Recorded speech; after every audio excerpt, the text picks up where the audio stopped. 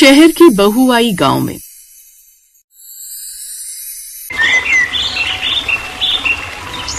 सुबह 5 बजे उठकर चंदा अपने घर की सफाई में लग जाती है कि तभी चंदा की पड़ोसन कुंती उसके दरवाजे पर आती है और कहती है, क्या बात है चंदा बहन, आज सुबह सुबह ही तुम्हारे घर का सारा काम हो गया?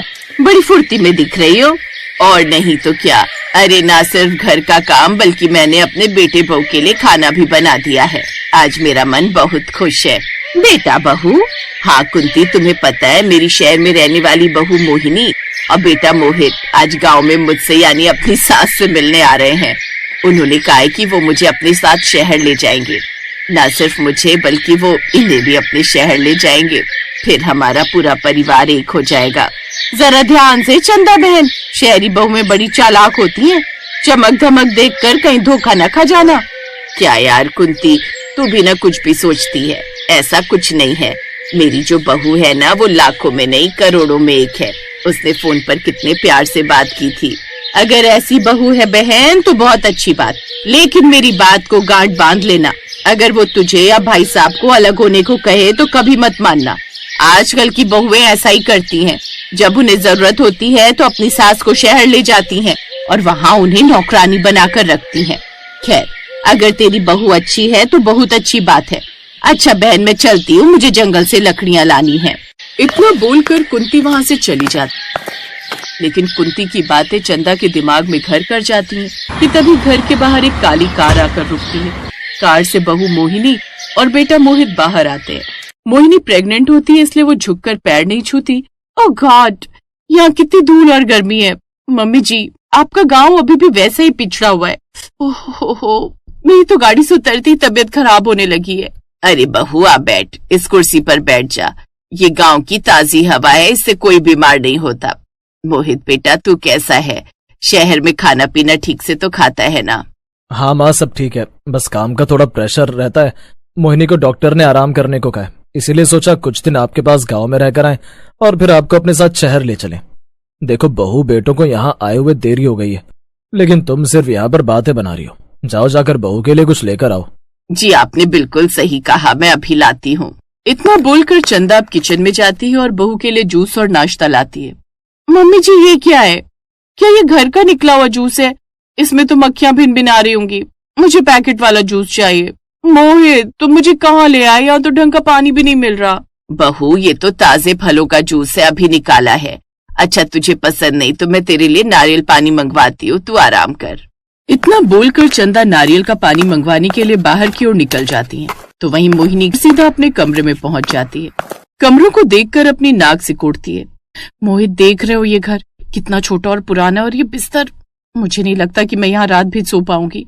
हमने इन्हें शहर ले जाने का फैसला किया ताकि ये घर का काम और बच्चे संभाल सके, लेकिन मुझे डर है कि ये मेरी मॉडर्न लाइफस्टाइल में फिट हो भी पाएंगे या नहीं। धीरे बोलो मोहिनी, माँ सुन लेगी। बस कुछ दिन की बात है, एक बार ये शहर चलने को तैयार हो जाए फिर हम अपनी मर्जी से चीजें करेंगे। मोहित की बात सुनकर मोहिनी कुछ नहीं बोलती और चुप हो जाती है। अब शाम होती है और चंदा ने बड़े चाव से बहू के लिए चूल्हे पर रोटियां और साग बनाया होता है। आ बहू, गर्मा गर्म खाना खा ले। चूल्हे की रोटी है, शहर में तो नसीब भी नहीं होती होगी। जी मम्मी जी, आपको पता है डॉक्टर ने मुझे ऑयली और ऐसा भारी खाना खाने से मना किया है। मैं ये सब नहीं खा सकती। मोहित, मुझे अभी के अभी शहर से कुछ मंगवा कर दो, वरना मैं भूखी रहूंगी। बहू, गांव में शहर जैसा खाना कहाँ मिलेगा? तेरी सास ने कितनी मेहनत से बनाया है, थोड़ा तो चख ले। पापा जी, मेहनत तो गधा भी करता है। इसका मतलब ये नहीं कि मैं कुछ भी खा लूं, और वैसे भी मुझे शहर जाने की जल्दी है। यहाँ की ये पुरानी सोच और ये मिट्टी के बर्तन मेरे बस की बात नहीं है। मोहिनी, ये तुम क्या कह रही हो? चुप नहीं रह सकती तुम। माँ, पापा, मोहिनी की तरफ से मैं आप लोगों से माफी मांगता हूँ। इस तरह मोहित की डांट सुनकर मोहिनी चुप हो जाती है, तो वहीं चंदा का दिल टूट जाता है, लेकिन वो कुछ नहीं कहती। अगले दिन सुबह मोहिनी सोकर उठती है और चंदा से कहती है, मम्मी जी, कल रात के लिए मैं आपसे माफी मांगना चाहूंगी, मुझे माफ कर दीजिए। कोई बात नहीं बहू, तू यहाँ गांव में नहीं रहती ना, इसलिए तुझे गांव की आदत नहीं है। मम्मी जी, मुझे कुछ बताना है। वो बात यह है कि कल हम शहर निकल रहे हैं। हमने तय किया है कि आप हमारे साथ चलेंगी, लेकिन पापा जी को अभी गांव में ही रहना चाहिए। शहर में हमारा फ्लैट छोटा है और वहाँ 2 बड़े लोगों की जगह नहीं है। ये क्या कह रही है बहू? मैंने तो सोचा था कि हम सब साथ रहेंगे। तेरे ससुर को यहाँ अकेले छोड़कर मैं कैसे जा सकती हूँ? देखिए मम्मी जी, इमोशनल होने की जरूरत नहीं है। मुझे शहर में काम करने के लिए और बच्चे के लिए एक भरोसेमंद हाथ चाहिए। अगर आप आएंगी तो मेरा काम आसान हो जाएगा। पापा जी यहाँ रहकर खेती देख सकते हैं, वैसे भी शहर में उनका मन नहीं लगेगा। मोहित अपनी पत्नी की बात सुनकर खामोश रहता है। चंदा अपने पति की तरफ देखती है, जिनकी आंखों में आंसू आ जाते हैं। तभी कुंती वहां से गुजरती है और ये सब सुन लेती है। देखा चंदा बहन, मैंने कहा था ना कि ये शहरी बहुएं सिर्फ अपना फायदा देखती हैं। ये तुझे शहर माँ बनाकर नहीं बल्कि एक मुफ्त की नौकरानी बनाकर ले जाना चाहती है, जो इसके बच्चे के गंदे कपड़े धोए और इसके नखरे सहे। ए औरत, तू कौन होती है हमारे बीच में बोलने वाली? मम्मी जी, अगर आपको चलना है तो आज ही के आज हाँ बोलिए, वरना हम अकेले जा रहे हैं। और याद रखिए, अगर आप नहीं आई तो मैं आपको कभी आपका पोता नहीं देखने दूंगी। और तो और हम कल की जगह आज के आज निकलेंगे इस घर से। बस बहू, बहुत बोल लिया तूने। मैं अब तक चुप थी क्योंकि तू प्रेग्नेंट है और मेरे बेटे की पसंद है, लेकिन तू तो मेरे सुहाग को ही मुझसे अलग करना चाहती है। जिस पति ने मेरा उम्र भर साथ दिया, उसे मैं अकेला छोड़कर तेरे साथ चली जाऊं शहर, वो भी तेरी गुलामी करने के लिए। माँ, आप कैसी बातें कर रही हो? आप हमारी गुलामी थोड़ी ना करोगी। आप हमारी माँ हो, वहां आप आराम से रहोगी। माँ, मोहिनी की बात मान लो ना। शहर में वैसे भी पापा क्या करेंगे? वहां पार्क में बैठने के अलावा कोई काम नहीं है। बेटा मोहित, मुझे काम की चिंता नहीं है। मुझे तो इस बात का दुख है कि तू अपनी पत्नी की गलत बातों में इतना दब गया है कि तुझे अपने बूढ़े माँ बाप का अकेलापन नहीं दिख रहा। चंदा, तू जा इसके साथ, मैं यहाँ रह लूंगा। नहीं मोहन जी, मैं कहीं नहीं जा रही। बहू, तू जिस शहर की अकड़ दिखा रही है ना, वो शहर तेरे पास ही रख। मुझे मेरे गांव की सूखी रोटी मंजूर है, पर तेरे घर की वो गुलामी नहीं जहाँ रिश्तों की कोई कदर नहीं है। ठीक है, तो फिर सड़ते रहिए इसी गांव में। मोहित, चलो यहाँ से, मुझे एक पल भी यहाँ नहीं रुकना। मोहिनी गुस्से में पैर पटकते हुए गाड़ी की तरफ जाती है। मोहित बेबस होकर अपने माँ बाप को देखता है, लेकिन मोहिनी के डर से कुछ नहीं बोल पाता और चुपचाप गाड़ी में बैठ जाता है और वो शहर की तरफ निकल जाती है। चंदा, तूने बहुत बड़ा मौका छोड़ दिया। शहर जाती तो पोते पोती का सुख मिलता। पोते का सुख तो तब मिलता ना जब मेरी बहू के दिल में मेरे लिए प्यार होता। वो तो मुझे सिर्फ एक दाई बनाकर ले जाना चाहती थी। कुंती सही कह रही थी, ये लोग रिश्तों को सौदा समझते हैं। साहस दिखाया तूने चंदा बहन। ऐसे बच्चों के पीछे अपना स्वाभिमान नहीं खोना चाहिए। चल, अब जो खाना बनाया है वो हमें भी खिला, बड़ी भूख लगी है। कुंती की ऐसी बातें सुनकर अब चंदा मुस्कुराती है और अपनी पड़ोसन के साथ बैठकर खाना खाने लगती है। उसे एहसास होता है कि असली शांति शहर के बड़े फ्लैट में नहीं, बल्कि अपने घर के सुकून और अपनों के साथ में है।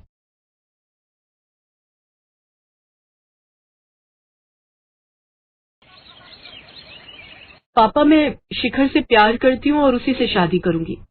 ठीक है, फिर अगर तुझे उस गरीब लड़के से ही शादी करनी है तो निकल जा मेरे घर से, और आज के बाद कभी यहाँ मत आना, समझी? रुचि ने अपना बैग उठाया और अपने अमीर पिता की हवेली छोड़कर शिखर से ब्याह कर उसके गांव आ गई। जी शिखर, ये गांव में पहुंचते कैसी गंदी सी स्मेल आ रही है। अरे ये बदबू नहीं बल्कि गांव की पहचान है, मतलब गौ माता के गोबर की खुशबू। वो देखो, वहाँ देखो कैसे वो काकी गोबर के उपले बना रही है। छी, ये अपने हाथों में गोबर कैसे उठा रही है? ये गाय की पोटी को हाथ से कौन छूता है? ये गांव के लोग कितने गंदे हैं। फिर कुछ देर बाद उनकी कार एक घर के बाहर आकर रुकती है। अरे, ये कार यहाँ क्यों रोक दी? डार्लिंग, यही तो तुम्हारा ससुराल है, चलो उतरो। रुचि जैसे ही कार से उतरती है तो उसकी सैंडल कीचड़ में फंस जाती है। ओह नो, ये क्या हो गया? शिखर डार्लिंग, हेल्प मी। शिखर उसकी मदद करके उसका पैर बाहर निकालता है। ओह नो, मेरी 10,000 की सैंडल खराब हो गई, लेकिन ये तो अब 10 रुपए की भी नहीं रही। You shut up. है? Shut up? भैया, ये भाभी कौन सा शटर अप करने के लिए कह रही है? शटर तो बिरजू काका की दुकान में लगा है। शिखर, कौन है ये बदतमीज लड़की? अरे ये मेरी छोटी बहन शीतल है, थोड़ी पगलैट है, कब कहाँ क्या बोलना है इसकी समझ नहीं है इसे। तभी हाथों में थाली लिए शिखर की माँ आशा आती है। आओ आओ मेरी शहरी सुंदर बहू, अंदर आओ, तेरे ससुराल में तेरा स्वागत है। कुछ ही देर में सारे गांव में ये बात पता चल जाती है कि शिखर कोई शहरी बहू लाया है। अगले दिन गांव की कुछ औरतें उसकी मुंह दिखाई के लिए आती हैं। रुचि बहू, बाहर आ जाओ, मुंह दिखाई के लिए गांव की औरतें आ गई हैं। रुचि शॉर्ट ड्रेस पहनकर बाहर आती है। अरे आशा बहन, इसकी मुंह दिखाई है या टांग दिखाई? इसके मुंह से ज्यादा तो इसकी टांगे दिख रही हैं। पहले पता होता टांग दिखाई है तो इसकी टांगे ढकने के लिए तोहफे में कोई कपड़ा ले आते। अब मुंह दिखाई हो बहन या फिर टांग दिखाई, सच तो ये है कि दिख सब कुछ ही रहा है। जितनी इसकी टांगे गोरी है ना, इतना गोरा तो तुम सबका मुंह भी नहीं है। अब जो काम करने आई हो वो करो। और बहू, ये दर्जी मुए ने जरूर तुम्हारा आधा कपड़ा बचा लिया होगा, तभी तो इतनी छोटी सी फ्रॉक सिल दी है। कोई बात नहीं, फिलहाल तो ये चुन्नी सर पर ओढ़ ले और फिर कल से साड़ी ही पहनना। फिर सब उसकी मुंह दिखाई करती हैं और वहां से चली जाती हैं। तभी आशा अपनी बहू से, बहू, इससे बड़े कपड़े तो मेरी गोरा पहनती है। कौन गोरा माँ जी? हमारी बच्चिया, अभी कुछ दिन पहले ही जन्म लिया है उसने। माँ जी, ये डिजाइनर कपड़े और इसे कोई दर्जी नहीं सिलता, बल्कि फैशन डिजाइनर बनाता है, और आगे से मेरी तुलना उस बच्चिया से नहीं करना। ये कहकर रुचि अपने कमरे में चली जाती है। शाम को रुचि अपने हील्स हर जगह ढूंढती है, लेकिन वो उसे कहीं नहीं मिलती। उफ, न जाने कहाँ चली गई, यहीं तो रखी थी। क्या हुआ रुचि, क्या ढूंढ रही हो? वो मेरी रेड वाली हील्स नहीं मिल रही हैं। कल ही निकाली थी बैग से, पता नहीं कहाँ गई। भाभी, पहले ये बताओ वो कितने की थी? पूरे 15,000 की। लेकिन तुम ये क्यों पूछ रही हो? क्योंकि आपकी वो 15,000 की हील्स हमारी गोरा पहनकर घूम रही है। माँ ने उसे वो हील पहना दी है। रुचि, शिखर और शीतल बाहर आते हैं तो गोरा हील पहने खड़ी थी। ओह गॉड, मेरी 15,000 की हील्स का सत्यानाश कर दिया। अरे बहुरिया, तुम्हारी ये हील तो बहुत अच्छी है। देखो ना, गोरा बार बार खुटिया से भाग जाती है। अब हमने तुम्हारी खुटिया से इसे बांध दिया, अब मजाल है वो कहीं भाग पाए। ओह, मैं परेशान हो गई हूँ इन देहातियों से। ए बहुरिया, जुबान संभाल कर हमको देहाती बोली, अंग्रेजी चिड़िया, अंग्रेज की बेटी। अगले दिन, अरे शीतल, ये सब औरतें सुबह सुबह लोटा लेकर कहाँ जा रही हैं? झाड़े हैं? झाड़े मतलब भगन करने। अब आप भी जल्दी चलो, नहीं तो पूरी तरह सवेरा हो गया तो फिर जा नहीं पाओगी। ओ गॉड, उसे फ्रेश होना कहते हैं, और मैं बाहर यूं खुले में नहीं जाऊंगी। मेरे लिए बाथरूम बनवाओ। अरे ओ सहरी तितली, तुझे इतना पता नहीं क्या कि आंगन में तुलसी की जगह होती है, शौचालय बनाने की नहीं। अब एक बार फिर से रुचि की बहस अपनी सास से होती है। इस तरह घर में दोनों की सोच को लेकर झगड़ा बढ़ता ही जाता है। फिर रात को रुचि शिखर से, शिखर, मैं अब और इस गांव में नहीं रह सकती। 2 कमरों की इस झोपड़ी वाले ससुराल में। कहाँ पहले मैं मायके में महारानी बनकर रहती थी, लेकिन यहाँ तो मेरी हालत नौकरानी जैसी हो गई है। ऊपर से यहाँ के लोग कितने गंदे से रहते हैं। हाथ से गोबर उठाना, गोबर से घर लीपना, उपले बनाना, छीछी, और ना जाने क्या क्या। देखो रुचि, मैंने तुम्हें पहले ही सब कुछ बता दिया था कि मेरा घर गांव में है, लेकिन तुम्ही ने कहा कि तुम सब एडजस्ट कर लोगी। और जैसे कपड़े तुम यहाँ पहनती हो ना रुचि, वो सब शोभा नहीं देता, समझी? अब तुम गांव में रहती हो तो यहाँ के तौर तरीकों से ही रहना होगा। ये बात सुनकर रुचि रोने लगती है। तुम्हारे लिए मैंने अपना इतना बड़ा घर छोड़ा, अपने लोगों को छोड़ा, और तुम मुझे ही एडजस्ट करने को कह रहे हो। अरे मेरी माँ, मैं भी तो तुम्हारे लिए ही ये सब कह रहा हूँ। क्या मतलब? मतलब ये कि मेरे परदादा की एक बहुत बड़ी और पुरानी हवेली है, जो कि माँ ने रेंट पर दे रखी है, और वहाँ से हर महीने किराया आता है। क्या हवेली? तो फिर हम वहाँ क्यों नहीं रह सकते हैं? रह सकते हैं, लेकिन उसके लिए हमें माँ को खुश करना होगा, और इसका एक ही तरीका है। जरा अपने कान इधर लाओ। शिखर रुचि के कानों में कुछ कहता है। फिर रुचि पहले तो उसकी बात मानने के लिए मना कर देती है, लेकिन बाद में मान जाती है। अगले दिन से रुचि वेस्टर्न कपड़े छोड़ साड़ी पहन लेती है और अपनी सास के पांव छूती है। ये देख आशा बहुत खुश होती है। वाह वाह वाह, कितनी प्यारी लग रही है। बिल्कुल ठीक कहते हैं लोग, भारतीय नारी की असली खूबसूरती तो साड़ी में ही झलकती है। थैंक यू माँ जी। हवेली के लालच में अब रुचि अपनी सास की खूब सेवा करती है। वो उनको खुश करने के लिए चूल्हे पर खाना बनाती है, गाय का दूध निकालना सीखती है और झाड़ा करने खेतों में लोटा लेकर जाती।